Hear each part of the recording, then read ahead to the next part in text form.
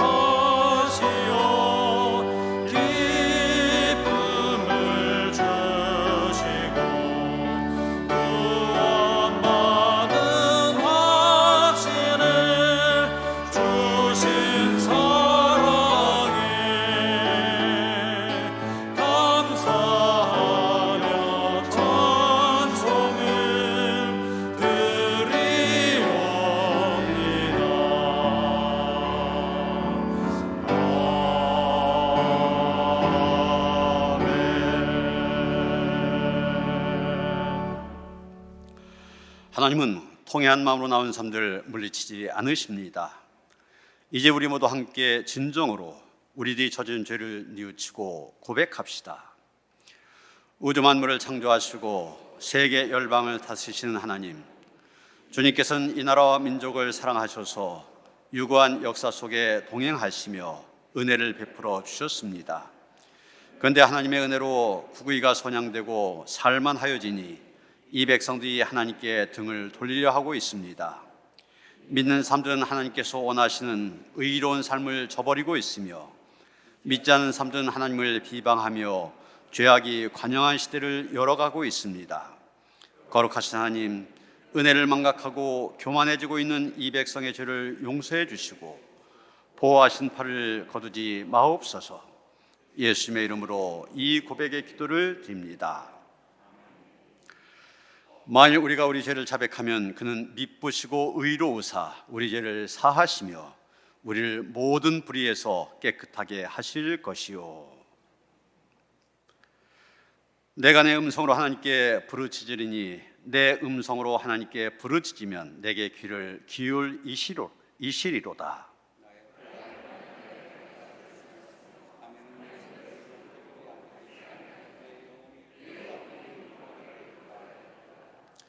곧 여호와의 일을 기억하며 주께서 옛적에 행하신 기이한 일을 기억하리이다.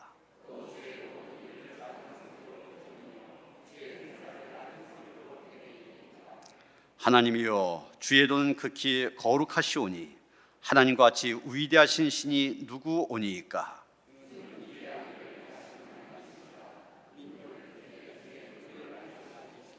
주의 팔로 주의 백성 곧 야곱과 요셉의 자손을 속량하셨나이다.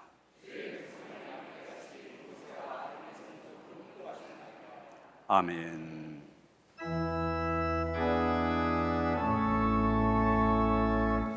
성부 성자 성령 찬송과 영광 돌려보내세. 태초로 지금까지 영원 무궁토록 성삼위께 영광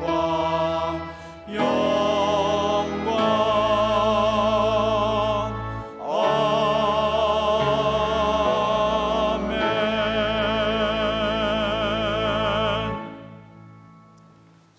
사랑과 은혜가 풍성하신 하나님 아버지, 감사와 찬양과 영광을 올려드립니다. 2022년을 시작한 지 엊그제 같은데 상반기 반년을 은혜 가운데 보내게 하신 것 감사합니다. 마스크를 쓰게 하시고 벗게 하신 것도 은혜입니다. 모든 일이 회복되게 하시고 예배자로 살게 하신 것 큰 은혜입니다. 어렵고 힘든 2년 코로나 여정도 은혜였습니다. 동족상잔의 6.25 전쟁 72주년입니다. 아직도 이 땅에 전쟁이 사라지지 않은 채, 남과 북이 분단의 아픔을 아는 채 통일을 이루지 못하고 있습니다. 하나님 아버지, 하루속히 통일을 이루어 우리 조국 대한민국이 세계를 이끌어가는 민족이 되어 세계 강국의 나라가 되어 세계 선교에 앞장서고 이끌어가는 선교대국으로 이 민족을 사용하여 주옵소서. 이곳에 아름다운 노년교회를 세워주시고 75년의 역사 가운데 함께 하시고 부흥하게 하심을 더욱 감사와 찬양과 영광을 올려드립니다. 온 교회 성도가 성령 안에서 뜨겁게 사랑하며 하나님 사랑, 교회 사랑, 이웃 사랑을 실천하는 참 성도의 길을 가게 하옵소서. 너희는 세상의 빛이라고 하셨습니다. 빛의 자녀다운 삶을 살게 하옵소서.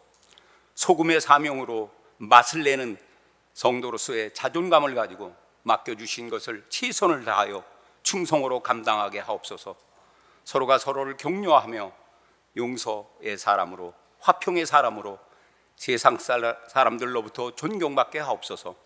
지난 반년 동안도 하나님 앞에 사람 앞에 지은 모든 죄를 회개하오니 용서하여 주시옵소서. 자비와 긍휼을 베풀어 주시옵소서. 이제 상반기를 보내고 7월 첫 주일 계획된 부흥성회를 온 마음과 정성을 다하여 기도로 준비하게 하옵소서. 오실 강사님을 위하여 기도하게 하옵소서. 담임 목사님, 부목사님들을 위해서 내주하시는 사모님들과 신방전도사님, 교육전도사님께 성령의 능력을 허락하여 주시옵소서. 영적 사역을 감당할 때마다 크신 능력 주시옵소서. 평신도를 대표하는 장로님들, 각 선교회장, 또 속해 지도자이신 인도자 속장, 모든 성도님들에게 동일한 은혜로 축복하여 주시옵소서. 하나님의 한량없으신 은혜와 사랑으로 변화되게 하옵소서. 특별히 담임 목사님 베트남 다낭에서 열리는 선교사 대회, 아버지 하나님, 중부연의 선교사 대회에 참석하십니다. 선교사 대회 여정 동안 하나님의 뜻과 계획하심으로 선교사님들을 향한 사역을 잘 감당하실 수 있도록 성령 충만한 가운데 인도하여 주시옵소서. 이 시간 귀한 말씀 선포하실 담임 목사님, 성령의 능력으로 하늘의 권세와 능력의 말씀 선포할 때 듣는 모두가 매였던 모든 문제가 풀어지게 하옵소서.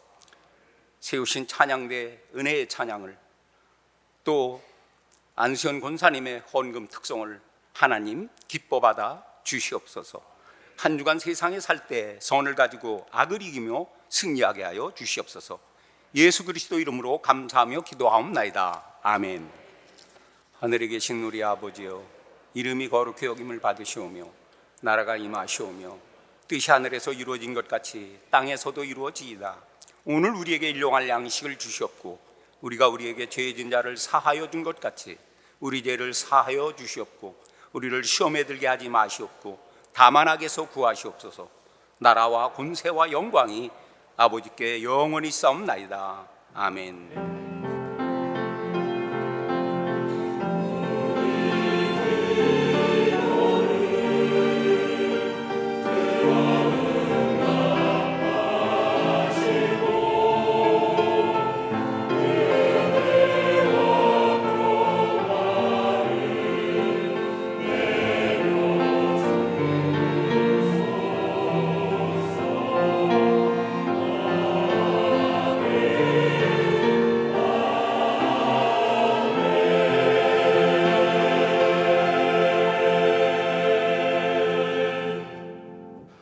오늘 우리 하나님의 말씀 누가복음 9장 51절로부터 62절까지의 말씀 봉독하겠습니다. 예수께서 승천하실 기약이 차감해 예루살렘을 향하여 올라가기로 굳게 결심하시고 사자들 앞서 보내심에 그들이 가서 예수를 위하여 준비하려고 사마리아인의 한 마을에 들어갔더니 예수께서 예루살렘을 향하여 가시기 때문에 그들이 받아들이지 아니하는지라.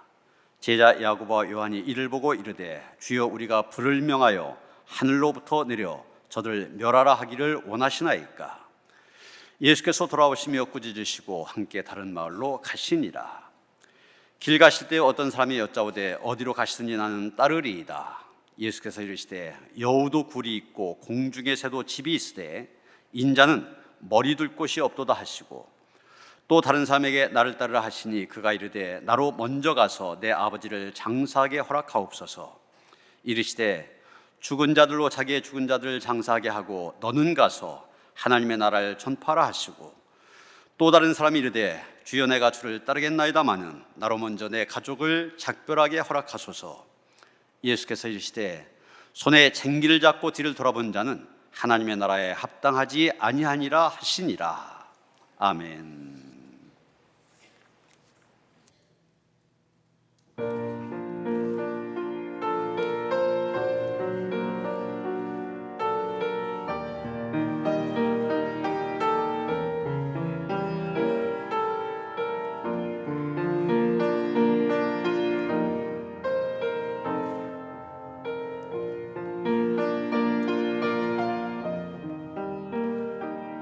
나의 은총을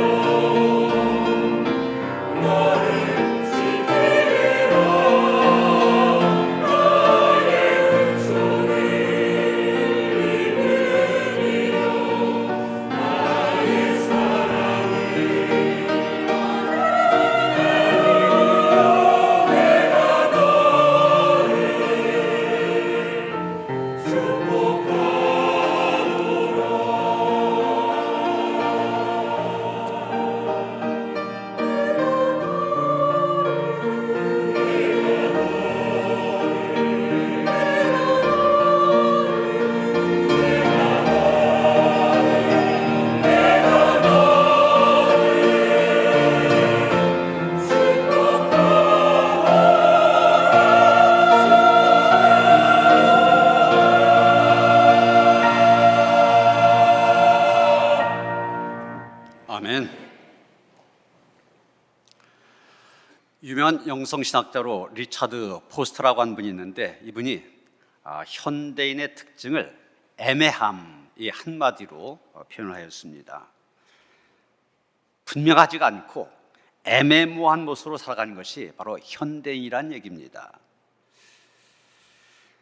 애매모호한 삶이란 결국은 결단도 결심도 하지 않고 또 필요로 하지 않는 그런 삶입니다. 그냥 세상 물결 흘러간 대로 따라가면 되는 것입니다. 그런데 여러분 가만히 생각해 보세요. 이게 얼마나 위험한 삶입니까? 스페인의 세르반테스가 그의 소설 돈키호테에서 이런 인간의 현실을 고발하고 있습니다.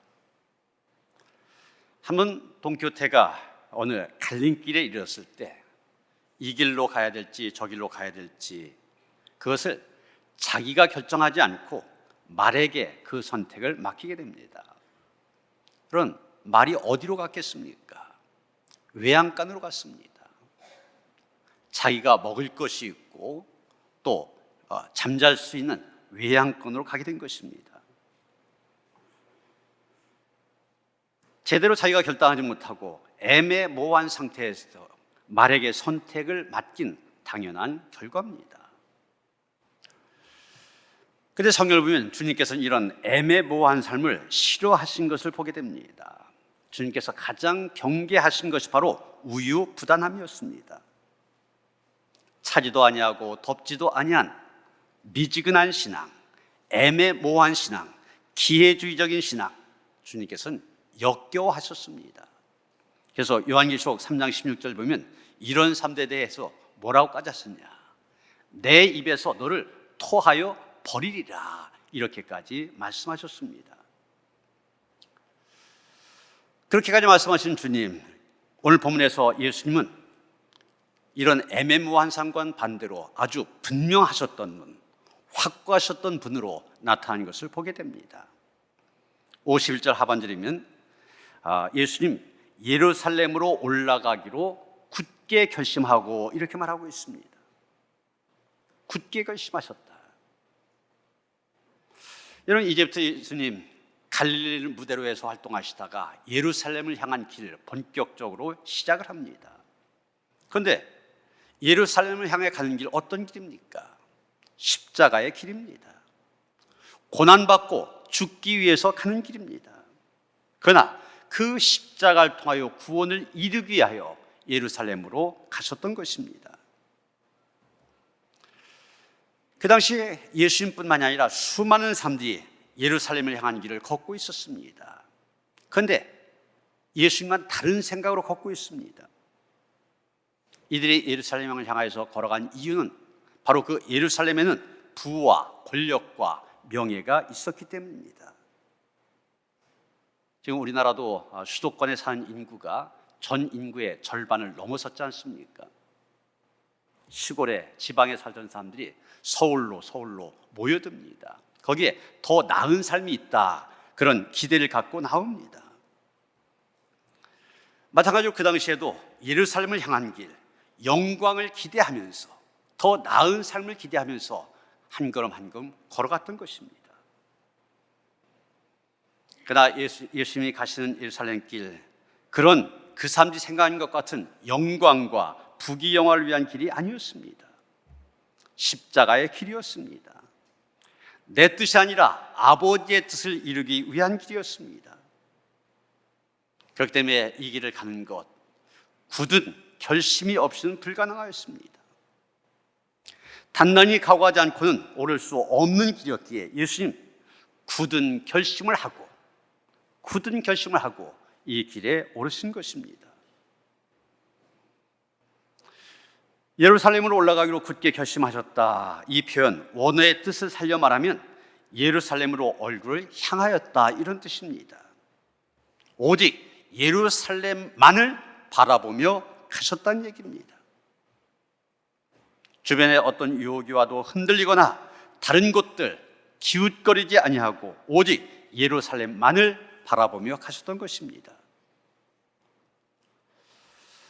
그런데 이 예루살렘 향한 마지막 발걸음을 가시던 예수님, 사마리아에 있는 한 마을로 가고 싶으셔서 몇 명의 제자들 보내어 그 뜻을 전하셨습니다. 그런데 사마리아 사람들이 거부한 것이었습니다.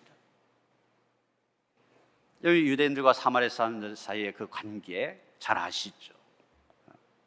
역사적으로 오랜 세월 동안 이 절 사이에는 불화와 반목이 계속되었었습니다.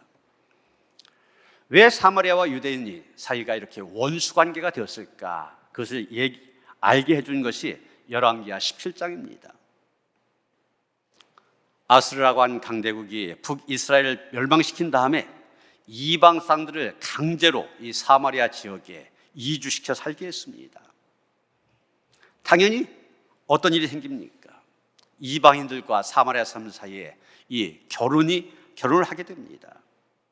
그러면서 이 사마리아 사는 사람들 자연스럽게 혼혈이 되어진 것입니다. 여호와 하나님을 믿는 신앙을 저버렸을 뿐만 아니라 이방인의 피가 섞인 백성이 되어지자 유대인들은 그 사마리아인들 아주 싫어했고 심지어 멸시까지 했던 것입니다.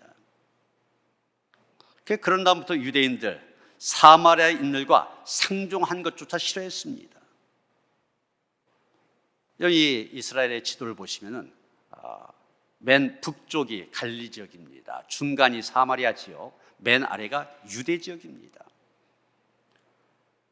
북쪽 갈리에서 남쪽 유대까지 갈 때 사마리아를 통과하면 쉽게 갈 수 있습니다. 남쪽에서 북쪽 갈리 갈 때도 마찬가지입니다. 그런데 유대인들은 사마리아인들을 싫어하여서 사마리아 땅 아예 통과해 가지를 않았습니다. 멀리 요단강을 건너서 돌아서 왕래했습니다. 사마리아 땅에 들어간 것도 싫어했고 사마리아 사람 만나는 것도 싫어했기 때문에 그렇게 했던 것입니다. 그런데 예수님은 그렇게 하지 않으셨습니다. 예수님은 의도적으로 사마리아 땅에 들어가셨고 사마리아 사람들 만난 거 꺼려하지 않으셨습니다. 오히려 그들과 가까이 하려고 하셨고 사마리아 고을에 들어가서 그들에게 하나님 나라의 복음을 전파하기도 하셨습니다. 그 대표적인 예가 요한복음 4장에 나오고 있습니다. 수가성 우물가에서 사마리아 여인을 만나 그 여인과 이야기를 나누며 복음을 전하신 예수님, 사마리아 사람들로부터 사마리아 마을로 들어와 머물기를 요청을 받게 됩니다. 다른 유대인들 같으면 사마리아 사람들이 사는 마을로 들어가서 거기 머문다 상상도 할 수 없는 일입니다. 길을 가다가 사마리아 사람 만났다, 그것 자체를 불쾌하게 여기는 유대인들이 그 마을에 들어가서 그 사람들 만나고 같이 먹고 잠도 같이 잔다? 있을 수 없는 일이었습니다. 그런데 예수님은 그들의 요청을 받아들여서 이틀씩이나 사마리아 마을에 머물며 그들과 함께 하셨습니다. 그것뿐만이 아닙니다. 예수님은 나병에 걸린 사마리아 사람 고쳐주기도 하셨습니다. 요즘에 친노니 무슨 친박이니 친윤이니 이런 표현을 많이 쓰지 않습니까? 이런 표현대로 하면은 예수님 친사마리아 사고를 가지셨고 사마리아의 삶을 사셨습니다. 그렇기 때문에 사마리아 사람들 예수님을 무척 좋아했습니다. 그런데 오늘 본문에 보면 그 사마리아 사람들이 예수님을 거부했다는 겁니다. 왜 거부했느냐? 그 이유가 53절에 나옵니다. 예수께서 예루살렘을 향하여 가시기 때문에 그들이 받아들이지 아니한 자라. 평상시 같으면 기쁘게 예수님을 받아들였을 것입니다. 영접했을 것입니다. 그런데 이날 예수께서 예루살렘을 향하여 가신다, 이 이유 때문에 영접하지 않고 거부했던 것입니다. 왜 예수님이 예루살렘에 가신다고 하니까 거부했을까? 그 이유가 본문에 정확히 나와 있지는 않습니다. 그러나 우리가 정황으로 볼 때 추론해 볼 수는 있을 것입니다. 아마 제자들이 사마리아의 마을에 들어가서 지금 예수님이 예루살렘으로 가신 길인데 예수님이 머물 수 있도록 준비하러 왔다 이렇게 말했을 때 당연히 사마리아인들 물었을 겁니다. 아니, 예수님 왜 예루살렘에 올라가시냐? 그때 제자들 뭐라고 대답했겠습니까? 예수님 이제 예루살렘에 가셔서 고난받으시고 십자가에 죽으시기 위해 예루살렘에 가시는 겁니다. 이렇게 대답했겠습니까? 전혀 아닙니다. 제자들은 전혀 그렇게 말하지 않았을 것입니다. 여러분, 우리가 앞에 말씀들 쭉 보면은 예수님은 예루살렘에 왜 올라가야 되는지 그 이유 제자들에게 수없이 말씀하셨습니다. 오늘 보면 바로 앞에 9장 22절에도 보면 예수님이 이렇게 말씀하셨죠. 인자가 많은 고난을 받고 장로들과 대제사장들과 서기관들에게 버림받아 죽임을 당하고 제3일에 살아나야 하리라. 예수님은 이런 말씀을 수없이 제자들에게 하셨습니다. 예루살렘에 가면은 내가 고난을 받고 죽임을 당하게 된다. 수없이 말씀하셨습니다. 그런데 수없이 그 말을 들은 제자들 가운데 그 말씀을 귀담아 들은 사람 하나도 없었습니다. 어떻게 그것을 알 수 있습니까? 예루살렘에 올라간 길에, 그것도 예루살렘에 거의 가까이 갔을 때까지 그들이 한 일이 무엇입니까? 예루살렘에 올라가면 누가 예수님의 좌우편에 앉을 것인가, 이거 갖고 싸웠다고 했습니다. 예수께서 예루살렘에 올라가신 것이 십자가의 죽음을 위해서가 아니라 무언가 큰 영광을 받기 위해서 올라가는 걸로 착각했기 때문에 서로 싸운 겁니다. 그렇다면 사마리아의 곤에 들어가서 왜 예루살렘에 가시냐 질문 앞에 어떻게 대답했을 것인가 뻔합니다. 예수님 예루살렘에 가셔서 고난당하시고 죽음당하신다, 이거 전혀 얘기하지 않았을 것입니다. 자기들이 생각했던 것처럼 예루살렘에 올라가시면 큰 영광을 받게 되실 것이다, 그렇게 대답했을 것입니다. 자기들이 그렇게 생각하니까 그대로 얘기한 겁니다. 그 말 듣고 사마리아 사람들 예수님을 거부하고 예수님을 영접하지 않고 거부했던 것입니다. 이 사마리아 사람들의 생각 가운데는 저 예수라고 한 분은 다른 유대인들과는 분명히 다를 거다, 이런 생각을 갖고 있었습니다. 실제로 예수님 그러셨지 않습니까? 다른 유대인들, 사마리아인들을 멸시하고 증오까지 했습니다. 그런데 예수님은 그들의 친구가 되어주셨습니다. 다른 유대인들은 사마리아 땅 들어간 것조차 부정하게 생각했습니다. 그런데 예수님 일부러 사마리아 땅으로 들어오셨습니다. 자기들의 친구가 되어주시고 자기들에게 자비를 베풀어 주시고 자기를 품어주셨던 예수님이십니다. 예수님에 대해서 그런 생각을 갖고 있는데 제자들부터 들을 때 그 예수님이 영광과 권세를 얻기 위해서 예루살렘으로 가신다, 그 말 들었을 때 사마리아 사람들 굉장한 배신감을 느꼈을 것입니다. 저 예수라고 하는 사람도 다른 유대인과 조금도 다를 바가 없다고 생각했을 것입니다. 저 예수라고 하는 사람도 세속적인 욕망과 권력을 탐한 사람일 뿐이다 생각했을 것입니다. 그런 예수라면 우리가 영접하지 않겠다, 거부하기에 이르렀던 것입니다. 여러분, 우리는 뒤이어 나오는 예수님과 제자들 사이의 대화를 통해서도 이 사실을 확인할 수 있게 됩니다. 사마리아 사람들이 예수님을 받아들이지 않고 거부했다, 이 소식을 들은 야고보와 요한이 굉장히 화를 냅니다. 그래서 뭐라고 합니까? 하늘에서 불을 내려 저 사마리아 마을을 멸해버리면 좋겠다, 이렇게까지 얘기합니다. 지금까지 좀 과하지 않습니까? 예수님께서 저 사마리아 사람들 얼마나 사랑하시는지 봐왔습니다. 그런데 예수님이 예루살렘에 올라가신다는 그 이유 때문에 예수님을 영접하지 않는 저 사람들, 배은 망덕한 사람들이라 생각하고 당장이라도 불살라버려야 된다, 이렇게 주장했던 것입니다. 그러나 예수님 오히려 제자들을 책망하십니다. 여러분, 55절 제자들을 꾸짖으셨다, 이런 말이 나오는데 어떤 사본에 보면은 이 말로 끝나질 않습니다. 여기에 덧붙여진 말이 있어요. 그게 뭐냐? 이르시되 너희는 무슨 정신으로 말하는지 모르는구나. 인자는 사람의 생명을 멸망시키러 온 것이 아니요 구원하러 왔노라 하시고, 이런 말씀을 덧붙이셨습니다. 예수님이 예루살렘에 올라가신다는 이유 때문에 예수님을 거부한 사마리아 사람들, 예수님께서는 그들을 여전히 사랑하신다는 말씀입니다. 그들에게도 하늘의 복음과 생명을 주시기를 원하신다는 얘기입니다. 지금 당장은 사마리아 사람들이 예수님이 가신 길 이해하지 못합니다.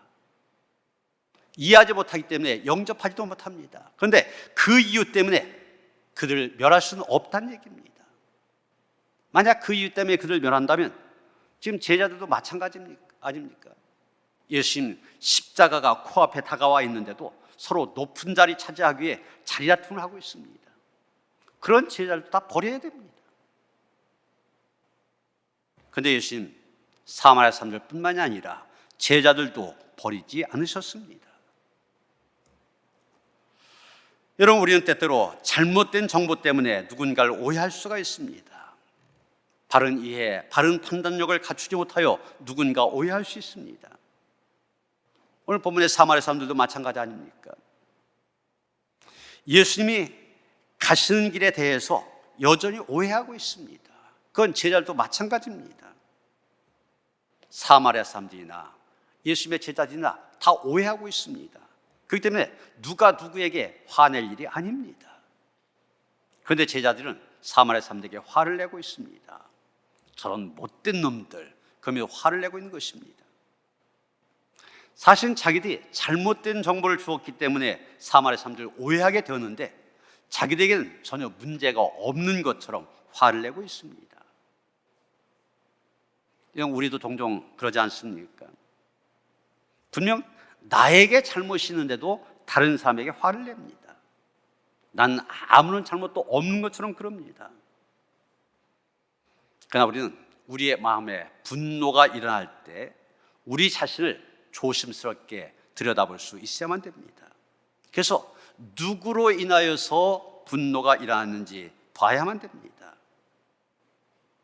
가만히 보면 그 분노의 원인, 내 자신이 제거한 경우가 많이 있기 때문입니다. 그런데 어리석은 우리 인간은 내가 한 잘못이나 내가 한 일에 대해서는 생각하지 못하고 다른 사람의 잘못만을 질책하려고 합니다. 성경은 우리에게 말합니다. 사람마다 듣기는 속히 하고 말하기는 더디하며 성내기도 더디하라. 사람이 성내는 것이 하나님의 의를 이루지 못함이라. 야고보서 1장 19절 20절 말씀입니다. 그렇습니다. 분노하고 화를 내는 것 하나님의 의를 이루지 못합니다. 우리의 어리석음을 드러낼 뿐입니다. 사실 우리가 살다 보면 화낼 일 없을 수가 없습니다. 그렇지만 조금만 참아보면 화낼 일 사실 아무것도 아니었음을 알게 됩니다. 이런 이야기가 있습니다. 아주 부부싸움을 아주 심하게 하는 그런 부부가 있었는데 자기들끼리는 도저히 해결하지 못하다 보니 정신과 의사를 찾아가게 됩니다. 상담을 통해서 자초정을 다 듣게 된 의사가 이 부부에게 처방을 내려주었습니다. 물약이 든 커다란 통을 하나 주면서 만약 화가 치솟거든 이 물약을 3숟가락씩 드십시오. 그리고 반드시 3분 동안 입안에 머금은 다음에 삼켜야 됩니다. 그러면 큰 효과를 볼 것입니다. 이렇게 말합니다. 부부는 의사의 말대로 화가 나면 물약을 입에 넣고 3분을 기다린 다음에 삼켰습니다. 그런데 정말 신기하게도 분노가 치밀어 올랐던 마음이 가라앉는 것이었습니다. 얼마 후에 약이 다 떨어지자 부부가 다시 의사를 찾아가 약을 더 조제해 달라고 부탁을 합니다. 그랬더니 의사가 이렇게 말하더라는 겁니다. 사실 그 약은 설탕물입니다. 부부싸움을 안 하게 된 것은 그 물에 효과가 있어서가 아니라 그것을 머금고 3분 동안 기다리는 동안 분노가 가라앉았기 때문입니다. 그랬다는 것입니다. 여러분 마음의 분노가 치밀어 올 때 3분만 참아보시기 바랍니다. 그러면 화가 가라앉게 될 것입니다. 거기에다가 주님의 십자가를 생각한다면 1분만 참으면 분노를 이길 수 있을 것입니다. 오늘 본문이 두 부분으로 나누어졌는데 이제 본문 57절 이하의 말씀을 봅니다.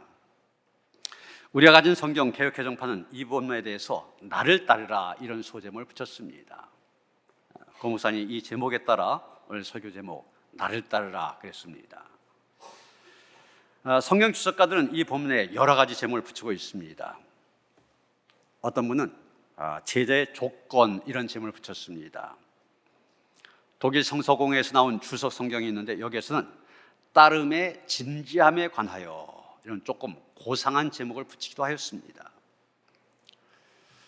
어떤 여기에 보면 예수님의 제자가 되고자 했던 예수님의 제자 지망생 세 사람이 나오고 있습니다. 그들 가운데 두 사람 자발적으로 예수님을 따르겠다고 하였고 한 사람은 예수님께로부터 나를 따르라 강권을 받았습니다. 그런데 결국 가보서 보면 세 사람 다 예수님의 제자가 되지 못하였습니다. 제자가 되는데 실격하고만 것입니다. 그들이 실격자가 된 데에는 각각 그 이유가 있었습니다. 우리는 이런 것들 통하여 예수님의 제자 결코 아무나 된 것이 아님을 알 수가 있습니다. 그러면 누가 예수님의 제자가 될 수 있는가? 예수님의 제자가 되려면 어떻게 해야 되는가? 첫째, 평안과 안전을 희생하는 삶을 살아갈 때 예수님의 제자가 될 수가 있습니다. 57절에 보시면 길 가실 때 그랬지 않습니까? 다시 보면 지금 예수님이 예루살렘으로 가시는 길에 어떤 사람이 어디를 가시든지 나는 따르리이다 이렇게 말합니다. 참 열정적인 사람이 있죠. 어디를 가든지 내가 따르겠다. 그런데 가만히 보면 이 사람 깊이 생각해보지 않고 즉흥적으로 말하는 사람임을 알게 됩니다. 이 사람 제자의 길이 어떤 것인가 제대로 알아보지도 않았습니다. 그저 많은 사람들이 예수님을 따르고 그 예수님이 병도 척척 고쳐주며 기적도 행하고 그런 것을 보며 사람들이 놀라고 이런 모습만 보고서 예수님을 따르고자 했던 것입니다. 70년대 후반 우리나라에서 해외 선교 붐이 일하기 시작할 때 많은 젊은이들이 선교사로 가겠다고 지망을 하였습니다. 그 무렵 중국의 문이 조금 열렸을 때인데 중국 선교에 대한 관심도 크게 일어났습니다. 그런데 이때 선교에 대해서 경험이 있는 분들이 굉장히 강조한 것이 있습니다. 선교하는 데 있어서 들뜬 흥분, 이걸 센티멘탈리즘 그렇게 얘기하는데 이 들뜬 흥분은 금물이라고 하는 것입니다. 여러분 예수님을 따르는 데 있어도 마찬가지입니다. 들뜬 흥분은 금물입니다. 소명도 성직자의 생활 참 멋있어 보인다. 예수님이 나를 부르신 것 같다. 이 정도 가지고 교역자 생활을 시작한다. 분명히 실패하게 됩니다. 이 삶에 대해 예수님이 뭐라고 하셨습니까? 여우도 굴이 있고 공중의 새도 집이 있을 때 인자는 머리 둘 곳이 없도다. 유명한 말씀 하셨습니다. 물론 이 말씀 가지고 예수 믿는 사람 집을 가져서는 안 된다 이렇게까지 해석하는 거 좀 지나친 일입니다. 예수님이 어떤 일에서 이런 말씀 하셨을까? 편안함에 주저앉아서는 안 된다 이렇게 우리는 이 말씀을 들어야만 됩니다. 안주란 말이 있지 않습니까? 편안하게 거주한다 그런 뜻인데 이래서는 안 된다고 하는 것이죠. 편안하게 안주하면서 예수님을 따르려고 해서는 안 된다는 얘기입니다.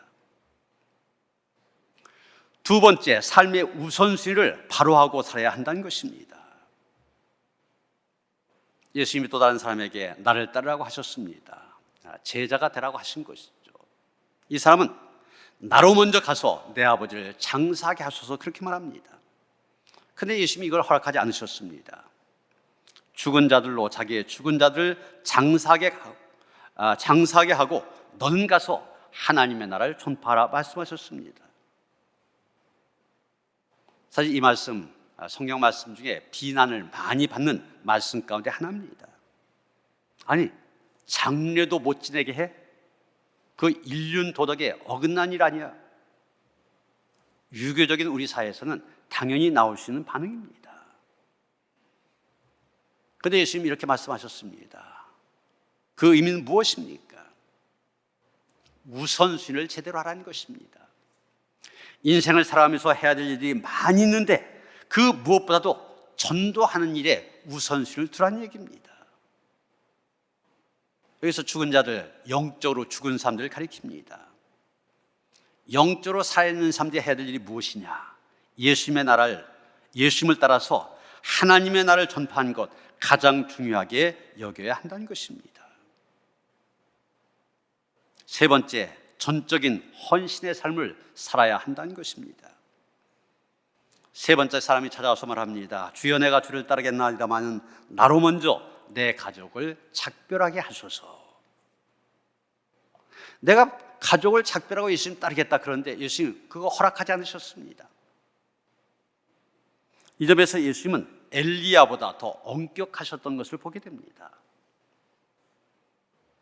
열왕기상 19장에 보면 엘리야가 엘리사를 자기 후계자로 불렀을 때 엘리사는 자기 부모님과 작별한 다음에 따르게 해달라 부탁을 합니다. 그때 엘리야는 엘리사에게 그것을 허락했습니다. 엘리야는 하나님께서 저 엘리사를 나의 후계자로 지명하셨다. 이 사실과 함께 엘리사의 태도로 볼 때 그가 부모와 작별하고 지체하지 않고 자기를 따를 것으로 알았습니다. 그래서 허락했던 겁니다. 그런데 예수님을 따르겠다고 하는 이 사람 가만히 보니까 그 엘리사와는 다릅니다. 이 사람이 가족과 작별을 하기 위해서 집에 갔다가는 정에 끌려서 그저 주저앉을 것처럼 보여집니다. 예수님은 그걸 아셨던 것입니다. 그래서 바로 나를 따르라 말씀하셨던 것입니다. 내일부터 나흘 동안 베트남 다낭에서 중비원의 해외 선교사 대회가 열리게 됩니다. 이 동남아시아권의 선교사님들이 가장 많기 때문에 그곳에 장소를 정했는데 이 아시아 지역의 선교사님들뿐만 아니라 아프리카, 러시아, 인도, 호주 이런 곳에 사역하시는 선교사님들이 한 60명 참석을 하게 됩니다. 여러분, 이 해외 선교사님들, 이분들이 해외 선교로 가겠다 결심한 것 쉬운 일이었겠습니까? 아닙니다. 가족, 일가 친척, 친지들 떨어져 살아야만 됩니다. 뿐만 아니라 우리와 문화가 전혀 다른 나라, 그것도 생활 수준이 훨씬 떨어지는 그런 나라에서 살아간다고 하는 것, 산다고 하는 것 자체가 힘든 일입니다. 거기에다 이슬람이나 공산권 국가들 선교를 못하게 방해합니다. 이런 중국이 얼마 전 선교사를 다 추방했지 않습니까? 아직도 못 들어가고 있어요. 여러분, 선교사로 살아가는 것 자체가 힘든 일입니다. 그래서 연회에서는 2년에 한 번 이분들을 위로하고 격려하며 재충전할 수 있는 기회를 주자. 그래서 2년에 한 번 선교사 대회를 여는 것입니다. 이번에 제가 국내외 선교사업위원장을 맡아 이 행사를 준비하면서 이분에게 최대한 좀 도움이 됐으면 좋겠다. 그래서 후원 모금을 하였습니다. 그랬더니 이 선교사님들 사정에 대해서 너무나 잘 아는 교회와 여러 기관에서 많은 후원금을 보내주셔서 지금 행사 잘 준비하고 있습니다. 정말 이 선교사님들에게 큰 유익이 되어지는, 육적으로도 재충전하고 영적으로도 재충전되어서 선교지로 돌아갈 수 있도록 이런 기도 많이 해주시기를 부탁을 드립니다. 오늘 본문 62절에 보면 예수님 말씀하십니다. 손에 쟁기를 잡고 뒤를 돌아본 자는 하나님의 나라에 합당하지 아니하니라. 끊어버려야 되는데 끊어버리지 못한 사람, 머뭇거리는 사람, 선교사도 될 수도 없고 예수님의 제자도 될 수가 없습니다. 여러분, 손에 쟁기를 잡고 뒤를 돌아보면 어떻게 됩니까? 발가락이 삐뚤빼뚤 가라앉지 않습니까? 뒤를 돌아보면 안 된다는 거예요. 앞을 봐야 된다는 얘기입니다.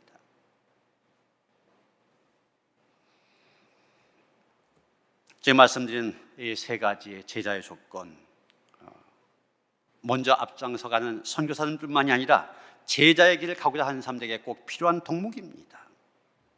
당연히 예수님을 따른다고 한 우리들 제대로 따르고 있는가 점검해 봐야만 됩니다. 우리는 과연 편안함을 버리고 예수님을 따르고 있습니까? 삶의 우선순위를 바로 하고 있습니까? 정말 전도하는 일 중요하게 여기고 있습니까? 전적으로 헌신하고 있습니까? 뒤돌아보진 않고 있습니까? 예수님은 오늘도 나에게 나를 따르라 말씀하십니다. 다른 것 버리고 뒤돌아보지 아니하고 이 말씀에 응답하며 주님의 온전한 제자로 살아가는 그런 성도들 되시기를 주님의 이름으로 축원합니다. 예루살렘을 향한 길을 단호히 걸어가셨던 예수님 본받기를 원합니다. 우리 주변에도 유혹이 많고 우리를 끊어당기는 것도 많이 있습니다. 주님의 진정한 제자가 되어 살아가기를 원하는 성도들, 하나님께서 믿음 주시고 능력 주시고 온전한 헌신을 허락하여 주셔서 끝까지 제자의 길 잘 달려감으로 인하여서 영생과 구원에 이르게 하여 주시옵소서. 예수 그리스도 이름 받들어 기도하여 싸움나이다. 아멘.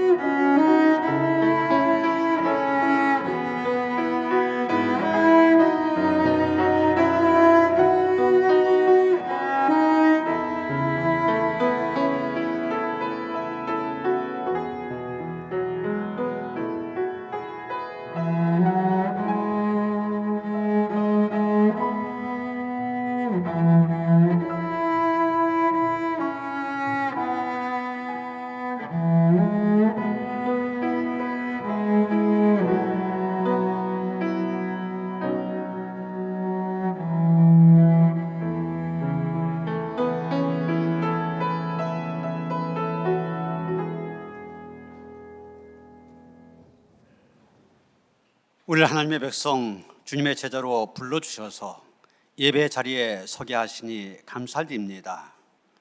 세상 환난 유혹만이 있고 시험이 있다 할지라도 흔들리지 아니하고 꿋꿋이 예수님의 뒤를 따를 수 있는 믿음의 장부들 되게 하여 주시옵소서. 오늘 하나님을 예배하면서 하나님께로부터 받는 은혜로 인하여서 더욱 담대히 주님 앞에 서게 하여 주시옵소서. 오늘 하나님을 예배하면서 주신 은혜에 대한 감사와 감격 속에서 정성된 예물을 드립니다. 믿음으로 드리오니 기쁘게 받아 주시옵소서. 믿음의 분량대로 축복하여 주시옵소서. 예수 안에서 이 땅의 삶이 그 어떤 삶보다도 복되고 아름답고 귀한 삶이 될 수 있도록 축복하시옵소서. 드려진 물질 축사하시사 쓰여진 곳곳마다 주님의 존귀한 이름만이 더 많이 알려져서 더 많은 사람들 예수님을 따르는 제자의 자리, 구원의 자리 서게 하는데 쓰여질 줄 믿사오며 우리 주 예수 그리스도 이름 받들어 간절히 축원하며 기도하옵나이다. 아멘.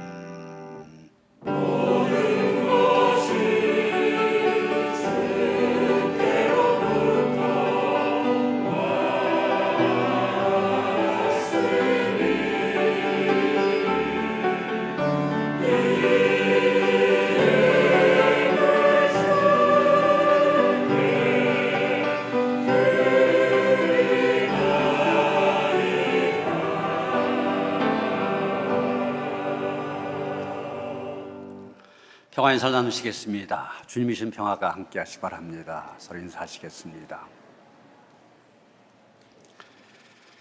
청년부에서 청년부 수련회를 홍보하는 영상 잠깐 한 3분 정도 되는 거 준비했습니다.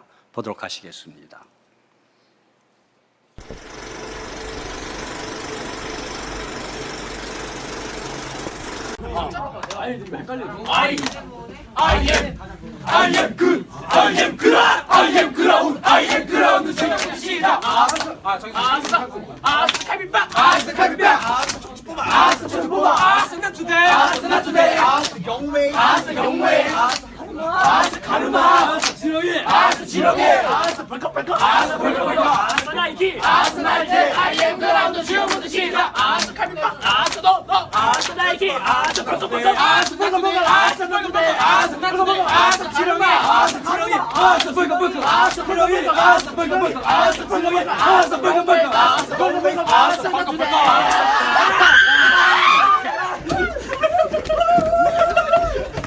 야, 재밌다. 청년도 저거 할 건데.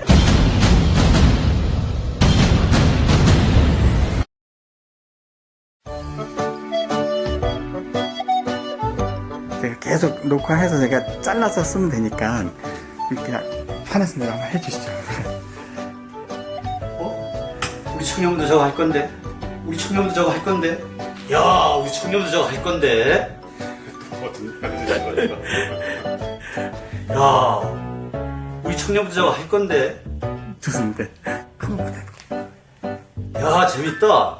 우리 청년들 저거 할 건데. 다니엘서 469장 찬송하시겠습니다.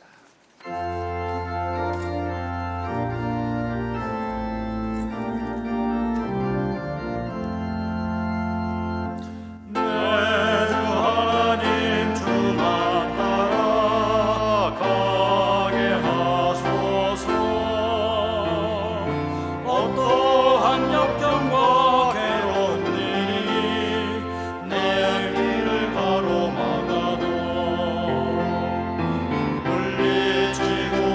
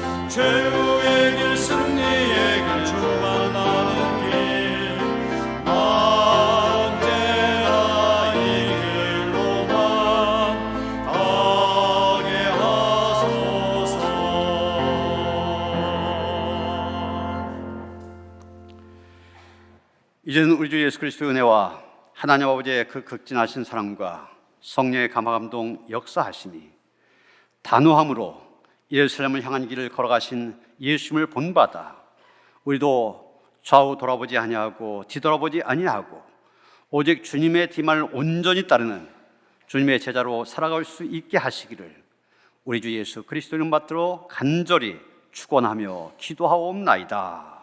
아멘.